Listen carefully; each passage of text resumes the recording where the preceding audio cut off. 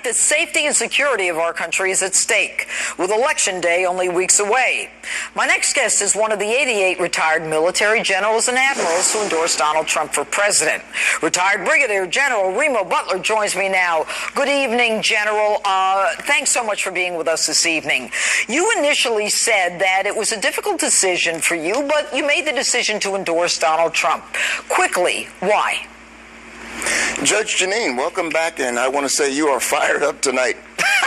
Do you think, General, do you think I had reason to be? Each person has its own reasons, but you were fired up, so I'll answer the question now. Okay. As I've said earlier, it was a very hard choice for me to decide to support Donald Trump. After listening to him, listening to both candidates, Donald is very, very strong on defense and the military. And that is one of the things that garnered my support. The other, he has called many people that I know, former military officers, to guide him. And these are people that I have a lot of respect for. Right. And I know that they're going to give him the best advice possible. If he listens to that advice, we're going to do well. Okay, let me move from that. Here we are, General, on the eve of 9/11. Hillary Clinton has indicated that she will not send ground troops to fight ISIS. And are you confident or comfortable with the possibility of ever being able to defeat ISIS with that kind of approach? There are two things. People always say Donald Trump never says his plan. He never says his plan. Well, sometimes when you give people forewarning, they can counteract your plan. Right. I don't think that, I don't know what Secretary Clinton knows, but I will say this. I would never say never when it comes to military affairs. You don't take anything off the table. You leave all options open. It's almost as if a game of chess. If the person you're playing against knows what you're going to do, what you're not going to do, you're going to lose. And in terms of the possibility of ground troops and possibly going forward with them, let's assume that that's not an issue anymore, that the problem is so widespread in this country. What do we do about those homegrown terrorists in this country? That's a huge issue and a huge problem, because there are so many ways that a homegrown terrorist can hit you right here, like the Orlando shooting, homegrown, like in California. Those are very hard, and unless someone says something, and we're in a society today where people don't want to say anything. They don't want to get involved. But we as Americans, worried about our security, should always get involved. Keep your eyes open. If you see something suspicious, let somebody know. Or if one of your friends come to you and says, you know what, I just bought 22 new guns and I'm going to shoot somebody, I think you might want to tell someone. Well, you know what's interesting, General? I mean, when you have a presidential candidate saying, you know, you're an Islamophobe, I mean, that is the whole mentality that prevents people like the people in San Bernardino from saying anything. Anyway, General Butler, we're out of time, but we're thrilled to have you on, Justice, and we hope that you'll come back. Thanks so much for being with us. Thank you, Judge. Appreciate it. All right. And GOPAC Chair David Abella is coming up. Plus, my next guest with new inside information about the Clinton Foundation. Might it decide this election? And speaking of Hillary, you know what it takes to destroy a BlackBerry? I do my best impression of a Clinton aide, and you can't miss it. Street justice still ahead. Don't go away. Reporters, I'm Jackie Ibanez. It's been a month since a massive rainstorm flooded much of southern Louisiana. Janine.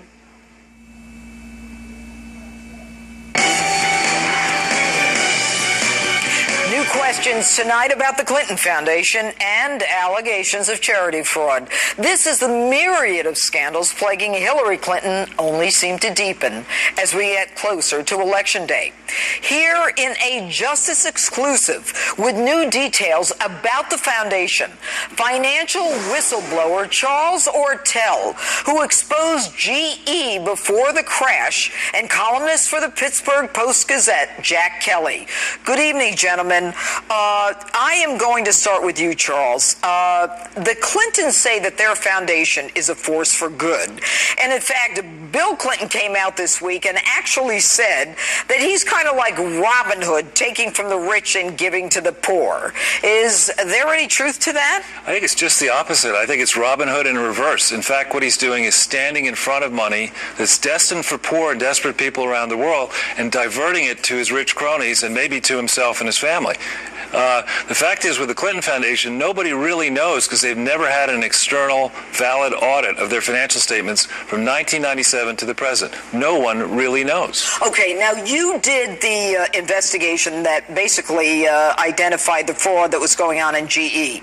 And right now, you are making some statements that should have been uncovered by attorneys general across the United States. Yeah, this fraud, like many frauds, starts small in 1997. This was supposed to be a library and research facility only in Little Rock, and it never got legally compliant audits in the very beginning when they built the building out in Little Rock, and it's just grown and grown and grown, and it's such a huge embarrassment that the politicians, I think, in both parties don't want to get to the truth. All right, Jack Kelly, you have written about this in an historical context. I mean, how do you explain what Charles is saying, and do you agree with Charles?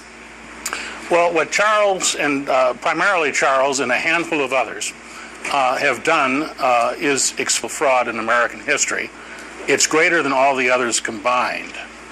And it's the whole point of the email scandal was to cover up the play for pay that's involved with the Clinton Foundation. You know what's interesting, Jack, is this week we find out that BlackBerries were destroyed with hammers. And after federal subpoenas were served, you know, lawyers from the Clinton Foundation get on the phone with Platte River. And, you know, at that point, 3 weeks later, they used BleachBit and destroyed the records. But what percentage, Charles, of the foundation's money goes to charities? I mean, do we even know? You're just guessing. We're just guessing. In these type of frauds, the real step is not even in the numbers that you see. It's money is sent towards the Clinton Foundation, and nobody really knows how much money is diverted before it hits the books. That's the real issue. They've never had independent trustees. They've never had independent auditors. My estimate is you're talking with all the affiliates about $100 billion minimum, and in their books they only show $2 billion coming in for the $100 billion? Billion, counting all affiliates, counting the Global Fund, counting the Unitate, counting Haiti, counting Tsunami Fund, counting, you know, there are lots and lots of affiliated entities which are supposed to be disclosed in these books but never have been. And Jack, in terms of your investigations, I mean, have you found similar frustrations or numbers? Well, what disturbs me the most are the security implications of some of this play that Hillary did as Secretary of State. One was permitting the Russians to acquire 20% of America's uranium, and the other is the development of the Skolkovo Research Center in Russia, which is their Silicon Valley, which has become a transfer point for dual use, for military use technology, for the Russians. And 17 of the 28 companies involved in Skolkovo are either Clinton Foundation contributors or people who have paid megabucks to have Bill Clinton speak to them. But why? And this is to either one of you. You know, do they have so many people that they're connected to that no one is willing to look at this in either party?